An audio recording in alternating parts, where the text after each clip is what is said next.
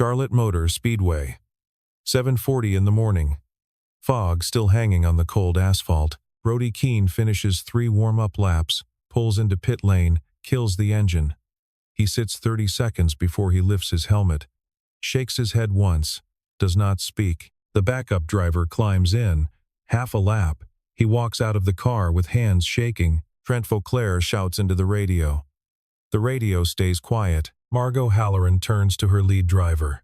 What's the real reason? Brody just looks at her. 20 meters back, behind the pit fence, stands the man her company refused to pay. Before we go back to the morning that broke every rule in the shop, take a second to subscribe.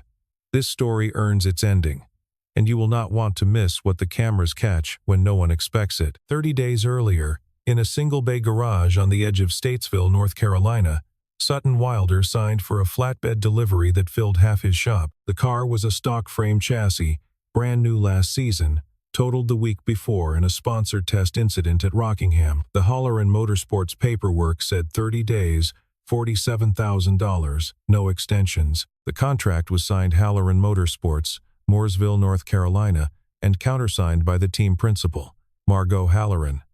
Sutton had not heard the name until it appeared at the bottom of the page. He had heard of her father. Everyone in the sport had. He initialed the page without looking at the timeline.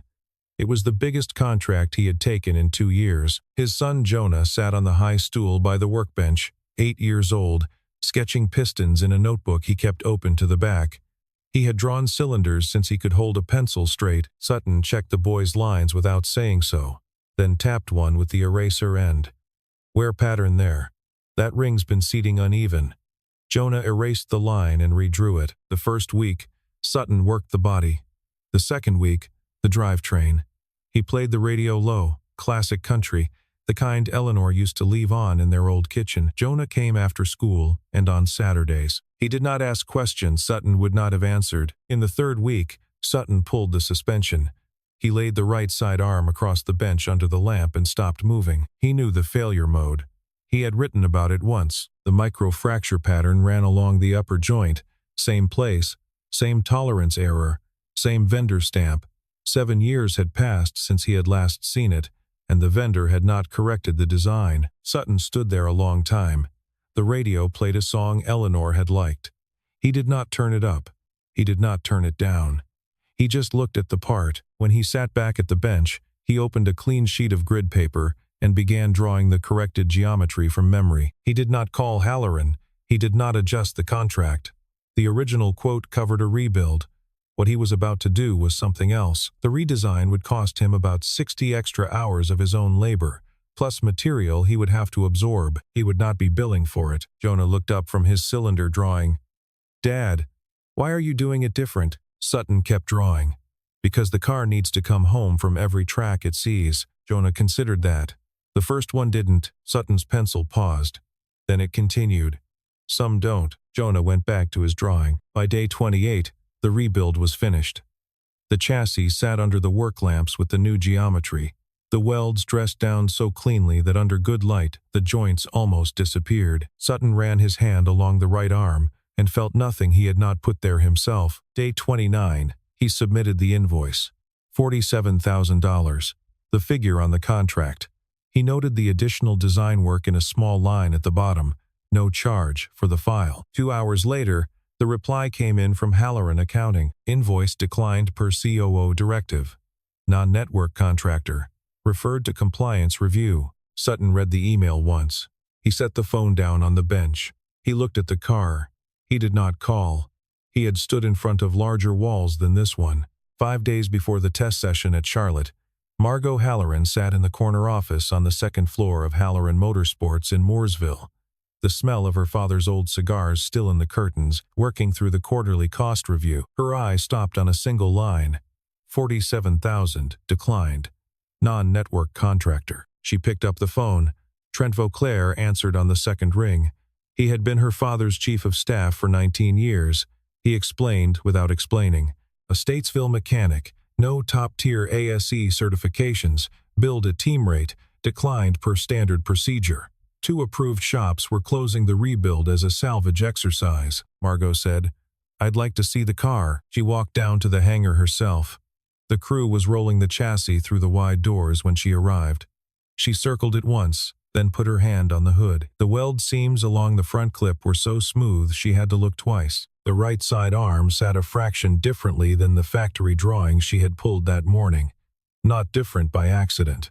Different by intention. Harlan Ridge was standing 2 bays over, pretending to read a clipboard. When she turned, his eyes slid past hers. She filed that. She drove to Statesville that afternoon. Alone. No driver, no assistant, no call to Trent. Sutton Wilder was leaning over a camshaft when she stepped through the open bay door. He did not look up right away. When he did, he said, "You didn't drive 35 minutes to explain why your company won't pay. There's a reason." "That's enough," Margot said. "I didn't come to explain. I came because of the weld seam on the car." Sutton looked at her then. Really looked. They talked for 10 minutes. He did not boast. He did not defend. He walked her through the vendor tolerance failure on the arm and the redesign he had built in. When she asked why he had absorbed the cost, he said, "Because if that car runs its first lap with the original part, there may not be a second lap." Margot did not answer that. She thanked him for his time and turned to leave. That was when she saw the photograph. It was tacked above the file cabinet by the door. Sun-faded, 4x6, an old team shot. Calderwood Racing R&D, 2014, back row, third from the left. A younger Sutton stood next to a blonde woman with grease on her cheek. The caption read, in small print, Wilder Chassis Group. Margot stopped. Wilder Chassis Group was a footnote in the racing industry intellectual property case study she had read at Wharton. The chassis dynamics white papers her engineers still quoted in design reviews had been written by a team headed by an engineer named S. Wilder. She did not ask. She walked out to her car. In the driver's seat, she sat for a long minute before she typed his full name into her phone. The first article was from NASCAR Magazine, 2019. Calderwood engineer steps away after wife's fatal test crash. Walks away from sport. Eleanor Wilder, development driver, 31 years old. Margot read the article twice. Her hands were cold. She did not start the car for another half hour. She did not call Trent. When she finally drove back to Mooresville, she took the long route, past the small body shops and the cattle fences, the radio off, the late sun cutting across the dashboard. The man in the photograph was the man who had welded the seam she had touched. She did not know yet what she was going to do. She knew she was going to do something. The next morning, Margot called the Statesville garage and asked Sutton to bring the car to the Halloran R&D bay for a dyno pull. Diagnostic only. Telemetry verification. She did not mention Trent. Sutton said yes. He arrived at 8. Jonah was in the passenger seat. The boys' school had closed for the day for a plumbing failure, and Sutton's regular sitter had a doctor's appointment. He had brought him along because the alternative was not bringing him. Margot met them at the gate herself. She caught a half second on Jonah, long enough for the boy to put out his hand, formal and steady, and say, "Pleased to meet you, ma'am." She shook his hand without making a thing of it. Then she opened the side door, walked him into the lobby, found the staff lounge, and pulled a small carton of milk from the refrigerator. She set out a plate of the cookies someone had brought in for a birthday. She did not say, "I understand." She did not say single parents are amazing. She did not say any of the lines that would have made Sutton's jaw tighten. She just got the boy seated at the round table with a notebook and a pencil from her own bag. While Sutton went down to the dyno bay with Harlan, Margot sat across from Jonah for 5 minutes. She asked what he was drawing. He showed her report. She said, "Why is it teardrop-shaped instead of round?" Jonah explained flow separation at the radius. He used the term separation point. He was 8. Margot did not pretend to be surprised. She asked, "Your dad teach you that?" Jonah said, "Dad draws it first. I fix it." She caught her own face in the glass of the cabinet behind him. She did not know the expression she was wearing. Down at the dyno bay, Sutton was walking Harlan through the new suspension geometry. Harlan stopped him halfway. "You know this layout was published in an SAE white paper, 2017, Sutton said. "I wrote the white paper." Harlan exhaled and went back to the readings. Trent Vauclair came through the bay doors 20 minutes later without a meeting on the calendar. He saw Sutton. He stopped mid-stride. His voice was tight. This contractor's invoice was declined. He should not be on the floor. Margot came in from the lobby corridor, calm. He's here at the team principal's invitation. That is still me. Trent looked at her for a long second. He did not raise his voice. He just turned and walked out. There would be consequences. They both knew it. At the end of the day, Sutton walked Jonah to the passenger door of the truck. Margot stood at the entrance to the lobby with her hands in her coat pockets. She did not wave. Sutton backed the truck out, and when it was pointed toward the gate, Jonah turned in his seat and looked back at her through the rear window. Margot, without really deciding to, lifted her hand a few inches. Jonah lifted his back. It was a small thing. A child noticing an adult deciding to be noticed. Sutton, at the wheel, did not see it. Margot stood at the lobby door until the truck cleared the security gate. Then, she went back upstairs to the office that had been her father's and began making a call to a firm she had been thinking about hiring for 2 weeks. She decided on the elevator. By the time she sat down at the desk, she had already dialed. Within 48 hours, Trent had called an ad hoc shareholder meeting with 2 of the older board members. The framing was protective. The team principal had introduced an unverified contractor into the primary competition program. Carolina Petroleum, the lead sponsor, phoned Margot that evening. She did not defend. She listened. She thanked them for the call. She promised an update within the week. When she hung up, she put her phone face down on her father's desk and did not move for a full minute. Then she opened her laptop and confirmed the engagement letter she had signed earlier that afternoon with a forensic accounting firm out of Charlotte. Independent vendor audit. 3 years back. Discreet. The retainer was paid from her personal account. The firm understood the brief. The next morning, Trent sent 2 safety auditors to Sutton's garage in Statesville. They arrived without warning, badges out, looking for code violations. Sutton walked them through the bay without raising his voice. He showed them his certifications, his vendor logs, his current shop inspection. There was nothing to find. One of the auditors, on the way out, paused near the boy sitting on a folding chair by the bench. He said, "Son, you hear a lot when your dad's working?" Sutton put down the wrench. He stepped between the auditor and Jonah.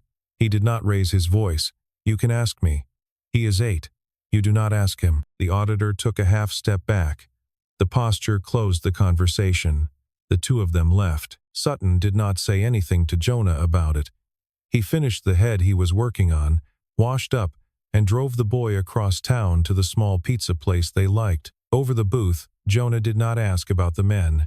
He asked, "Is Miss Margot going to come around again?" Sutton said, "Maybe." Jonah nodded once. He did not push. In the truck on the way home, Sutton turned the radio to the country station Eleanor had liked. He did not turn it off when the song he remembered came on. Jonah fell asleep against the window. Sutton drove the last 6 miles slow. That same night, Margot was in her father's office past 9. She had the old leather photo album open across her knees, going through the years she had not paid attention to when her father was alive. She found what she had been looking for in the 2018 section. Performance Racing Industry Conference, Indianapolis. Her father shaking hands with a younger Sutton Wilder. On the back of the photograph, in her father's handwriting, 4 lines in pencil. "Best engineer I never hired. Asked 3 times. Respect his answer. Try again next year." Margot set the photograph on the desk. She looked at it for a long time. She understood then that her father had left her something. Not the company, not the building. A standard. She opened her laptop. The email was short. "The test session at Concord is Thursday morning, 7 a.m. 2 of our drivers will be running the car. I would like you there. No reason required. Just be there. Margot." Sutton received the email at 11 that night in the garage in Statesville. He read it. He did not reply. He sat for a while looking at the spot the chassis had occupied for the last 30 days. He had finished the job he was paid for and the job he was not. There was nothing more for him to do in this garage. He knew what was coming. He did not yet know what he was going to do about it. Thursday morning came in cool and damp. The fog still hung along the back stretch of Charlotte Motor Speedway when the Halloran trailer rolled through the infield gate at 6:45. Trent Vauclair was already there. He had spoken to Brody Keene and to Carson at length the night before, separately. The conversations had not been about safety. The conversations had been framed as concern. A non-network contractor. Documentation gaps. The kind of legal exposure neither of you needs. By the time the drivers arrived at the track, they were primed. Brody pulled out for 3 warm-up laps. Telemetry came back clean. Tires were up. He brought the car into pit lane and killed the engine. He sat in the cockpit for 30 seconds before he lifted his helmet. When he finally got out, he stood by the door and said, "Steering's lighter than I'm used to. Rear feels alive. Don't trust the feel." Trent said into the radio, "Bring it in." It was already in. Carson, the backup, climbed in next. He was 24 and trying to make a name. He ran half a lap, came in and got out with his hands shaking. "Something under the floor. I don't know. Doesn't feel like one of ours." Neither driver was lying. Sutton had corrected a tolerance flaw the rest of the fleet had been silently compensating for. The car now responded the way the original drawing said it should, to muscle memory built on a flawed baseline. That response felt wrong. Trent had poured doubt over that gap. The drivers had filled it in with refusal. Trent turned to Margot in front of everyone on the pit wall. "This is a depreciating asset. I'm recommending salvage. I've already prepared the documentation." Margot did not answer him. She walked around the car instead. She laid her hand on the hood. She turned, and she looked across the pit lane at Sutton, who was standing outside the barrier in a faded jacket and steel-toed boots. "Do you have anything to say?" Sutton walked over. He did not touch the car. He spoke to Brody, not to her, not to Trent. "Did the rear feel light coming into turn 1 entry?" Brody blinked. "How did you know that?" "Because I corrected the flaw your team has been compensating for with steering input. You aren't wrong. You're driving a new car with old hands." Brody was quiet a long time. Carson looked at the asphalt. Trent cut in. "That's enough. Roll the car back. We're done here." Margot did not look at him. "Nobody touches that car until I say so." The crew stopped where they stood. It was the first time in 6 months she had given an order in her father's voice. She did not raise it. She did not need to. Sutton turned and walked off pit lane before she did. He passed her without looking. She did not call after him. She did not need to do that either. The car stayed where it was on pit lane, alone, the fog burning off in patches. The first real sun of the morning landing on the hood Sutton had welded back into one piece. Behind the pit wall, Harlan Ridge stood with his hands in his coat pockets and watched it. He did not say anything to anyone for a long time. He knew what came next. He had been carrying it in a drawer for 7 years. That evening, Margot sat in her office until the building was empty. At 9, she called Harlan up to the 2nd floor. She did not work toward it. "You knew Sutton at Calderwood. My father knew. I need the part you haven't told me." Harlan stayed quiet for a long time. When he spoke, his voice was lower than usual. "You know I have an NDA. You know Diane is in treatment. The benefits package is a real thing in our house. I'm not asking you to break it. I'm asking you to point me." He thought about it. He looked at her father's photographs on the wall. He stood up. He took her downstairs, past the dark hangar, into the small back office that had been his since 2012. He unlocked the bottom drawer of a metal cabinet. With a key he kept on a separate ring from the others. He pulled out a manila envelope, slid the contents onto the desk, and stepped back. It was not a blueprint. It was an internal memo, dated March 2019, addressed to Calderwood Racing Senior Management. Subject line: Stabilizer, Vendor Failure Risk, Immediate Action Recommended. Author: S. M. Wilder. Chief Engineer. 3 pages. Test data. Failure modeling. The line Margot's eyes stopped on. Failure could result in catastrophic rear axle loss at speeds above 140 miles per hour. Recommend immediate substitution. At the bottom of page 3, a handwritten response in different ink. Acknowledged. Vendor relationship priority. Continue testing program. The counter-signature was not legible. The date was 4 weeks before Eleanor Wilder died on a development run at Talladega. Harlan said, "I kept a copy. Sutton doesn't know I have it. After the crash, the company destroyed the master internally. I held this one back. Your father knew the document existed. He never asked to see it." Margot read the memo a second time. Her hand stopped on Eleanor's name in the risk analysis section. She did not cry. She folded the pages along their original creases and slid them back into the envelope. "Does Sutton have a right to use this?" Harlan said. The NDA on him is airtight. But if you hold the document, not him, your counsel can find a way. Margot understood. She put on her coat. She did not go home. At 5:40 in the morning, before the sky had started to gray, she pulled up in front of Sutton's garage in Statesville. The bay light was on. He had not slept. She did not knock. She pushed the side door open and walked in. He was at the bench, his hands black with bearing grease, adjusting a camshaft because his hands needed to be doing something. He looked up when she came in. He was not surprised. She set the envelope on the bench. He wiped his hands on a rag and opened it. He read one line. He read another. Then he sat down on the metal stool beside the bench, slowly, like his legs were no longer quite under him. Margot stood 2 paces back.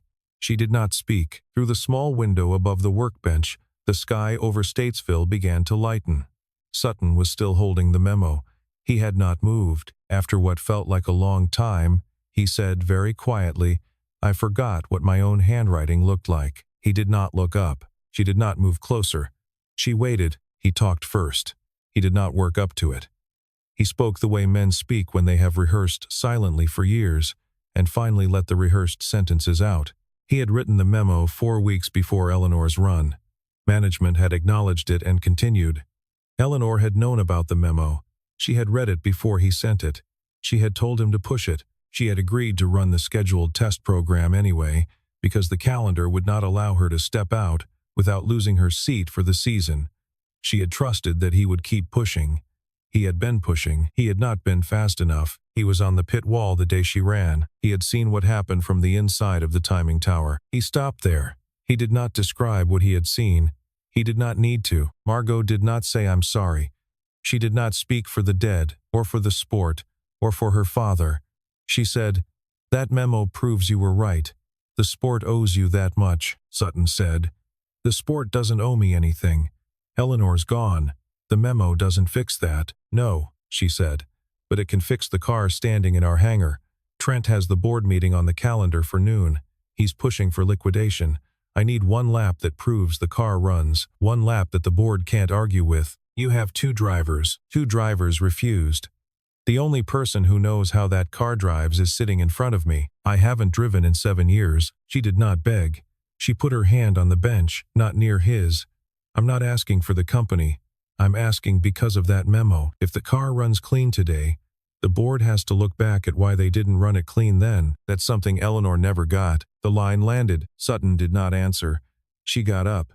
At the door she said, 7:30, Concord Pit Lane. I won't call again. You come or you don't." She left. He sat at the bench another 20 minutes after the sound of her car was gone. At 6:45, he loaded Jonah into the truck and drove him over to Mrs. Patterson, the neighbor 4 houses down who watched the boy when there was nowhere else. In the truck, Jonah said, "Are you going somewhere today, Dad?" Sutton said, "Maybe." Jonah did not ask the second question. When he climbed down from the truck at Mrs. Patterson's porch, he turned back and said, easy as if he were reminding him about a lunchbox, "Don't forget your seatbelt, Dad." Sutton stopped with one hand on the truck door. That had been Eleanor's line. Every test session, every shakedown. "Don't forget your seatbelt." Jonah had been 1 year old when she said it last. He had no way of knowing. He stood in the driveway a long minute after the front door had closed behind his son. Then he got back in the truck and drove east, toward Concord, toward Charlotte Motor Speedway, toward the chassis he had built and the people who had not believed him. At 7:20, he pulled into the pit lane gate. Harlan was already there. Margot had called him from the garage the night before. The driver's suit Sutton had walked away from in 2019 was on a hanger inside the pit garage. Harlan had kept it in a cabinet at his house for 7 years. It had been cleaned. It still fit. Sutton changed in the back room. When he stepped out, Harlan looked at him once. He did not say anything. He handed him the helmet. Margot arrived at 7:28. She stayed behind the fence. Sutton walked around the car once. He set his hand on the hood. He bowed his head a second. Then he climbed in. The engine came alive in the empty pit lane at 7:30 in the morning. The sound carried up into the empty grandstands. The only people present were Margot, Harlan, 2 technicians Sutton had asked Harlan to pull in, and an SCCA observer Margot had retained the previous afternoon so that the telemetry would carry official weight. No Trent, no press, no drama in the stands. Empty seats, empty corporate suites, the kind of quiet most of these grandstands never see. Sutton ran 2 warm-up laps. He kept the speeds low while the tires came up to temperature. He let the brakes bed. The car responded to inputs in a clean line on the timing screen. No scallops, no hesitations. On the 3rd lap, he opened it up. There was no soundtrack. There was no announcer. There was the engine, the tires, the wind across the open cockpit, and the muted hum of the timing system on the monitor in the pit box. The first corner, the corner Brody and Carson had walked away from, he took at speed. He did not muscle it. He guided it. The car held its line through the apex, swept out wide on the same arc Brody had felt was wrong, and came onto the back stretch carrying speed that Brody had not been willing to commit to. He ran the same line for 3 more laps. The variation across all 4 laps, as measured against the optical sensors on the pit straight, was less than a single foot. By the 5th lap, his time was inside 3% of Brody's qualifying best. He was not chasing the record. He was driving the car as the chassis had been designed to be driven. The telemetry showed the suspension load distribution sitting clean in the design window. The aero balance held steady at 3 different speeds. Harlan, standing next to the data screens, did not need to read the numbers. He had seen Sutton run cars like this before. He was nodding to himself, slowly, the way a man nods when something he had been carrying alone for 7 years is finally being seen by someone else. Sutton came in after 7 laps. He shut the car down. He sat in the cockpit a full minute before he reached up to release his helmet. When he climbed out, his suit was wet through at the collar. He did not look up at the sky. He looked at the steering wheel for a moment, his gloved hand still resting on the rim. Then he let go. A black Cadillac rolled through the pit gate as he was stepping over the wall. Trent Vauclair got out. With him were 2 board members and a corporate attorney. Someone in the crew had called. He came to the timing monitors, looked at the lap data, and read the suspension load curves. He had been in the sport long enough to read them. His face did not pale. It closed. Margot crossed the pit lane to the car. She put her hand on the hood, near the spot Sutton's hand had just left. She looked at him through the windscreen, and what she said was small and clean. "Thank you." Sutton nodded. He did not speak. Harlan put his hand on Sutton's shoulder as he came past. The old crew chief's hand shook a little. Sutton laid his own hand on Harlan's a second. They did not look at each other. It was enough. The car was rolled slowly back toward the paddock. Sutton walked behind it. Margot walked next to him, a meter apart. Trent stood at the timing monitors and watched them go. He had taken out his phone. He had not yet called anyone. At noon, the board met on the 3rd floor of the Halloran building. Trent had put the meeting on the calendar the previous week. His agenda had been to push for liquidation of the rebuilt chassis and to open a review of Margot's competency as team principal. By the time he sat down at the long table, that agenda was already gone. 5 members were present. 2 of Trent's allies. 2 who tended to stay neutral. 1, Geraldine Voss, who had been a friend of Henry Halloran for 40 years. Margot came in last. She brought 3 folders. The first held the SCCA certified telemetry from the morning. The second held the original Halloran rebuild contract, with Trent's declined payment notation in his own initials. The third was the preliminary report from the forensic accounting firm. She did not attack. She presented data. The first folder established that the rebuilt chassis was not a defective asset.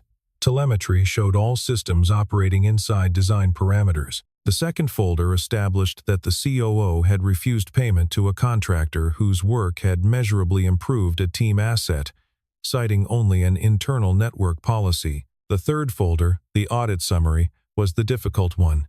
It showed that across the prior 3 fiscal years, 73% of the vendor contract value had been routed to 3 vendors. 2 of those vendors held minority business interests connected, through an intermediate LLC, to Trent's wife's commercial real estate holdings.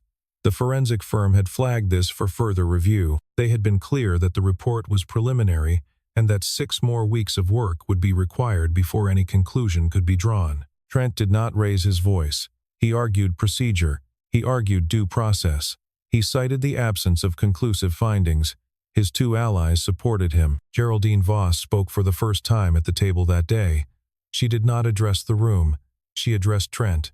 "Henry trusted you for 19 years. I would like you to explain that LLC to the board, not to me." Trent did not have a quick answer. The vote that followed was 3-2. Trent was suspended pending completion of the audit. Not removed. Suspended. His two allies held their votes. It was governance, not execution. Margot then moved that the original Wilder invoice be paid in full plus a performance bonus calibrated against the morning's telemetry results. The vote on that motion was 5-0. No one on the board, after looking at the data, was prepared to be on the wrong side of that line. When the meeting closed, Margot went down to the hangar. Sutton was standing by the chassis with his hands in his pockets. The car had been rolled back to its bay. The work lamps were on overhead. She walked over to him and handed him an envelope. He opened it. Inside was not a check. It was a contract.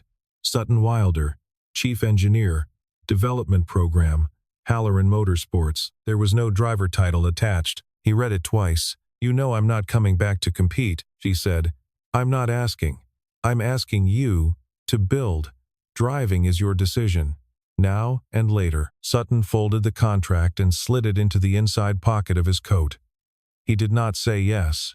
He did not say no. He put his hand on the hood of the car one more time. This time, his hand did not shake. 3 weeks later, on a Saturday afternoon in late October, the sun was angling low across the new development bay Halloran Motorsports had cleared for him at the back of the R&D building. The garage was not bigger than the one in Statesville. He had asked specifically that it not be. The same yellow work lamps hung overhead. The same metal workbench had been moved up from Statesville. The radio was on. Low, classic country, the kind Eleanor had liked. Jonah sat on the high stool by the bench. He was redrawing a combustion chamber profile Sutton had sketched that morning. He looked up. "Did I get it right this time, Dad?" Sutton did not turn from the bench. "You got it right. I corrected mine off your draft." Jonah did not grin. He nodded, the way men nod to each other in a trade. Margot came in with 2 cups of coffee. She set one down at the corner of Sutton's bench. She kept the other. She did not mention the contract. It had been 2 weeks. The contract had been signed in the 2nd week. There was nothing about it that needed to be discussed. She asked Jonah about his drawing. He explained, again, why the port radius was teardrop-shaped instead of circular. She asked the right technical question. He answered it. She nodded the way an engineer nods. No extra warmth, no false amazement. This time the boy smiled. A small one, but his. Sutton was leaning against the bench, watching them. There was an expression on his face Eleanor would have recognized. Margot did not see it. Jonah asked if he could go out back to watch the chassis on the test rig. Sutton said yes. The boy hopped off the stool, pushed open the side door and was gone. The garage went quiet. Just the two of them. Margot set her coffee cup down on the bench. She did not look at him. She said, "I found a note on the back of a photograph last week.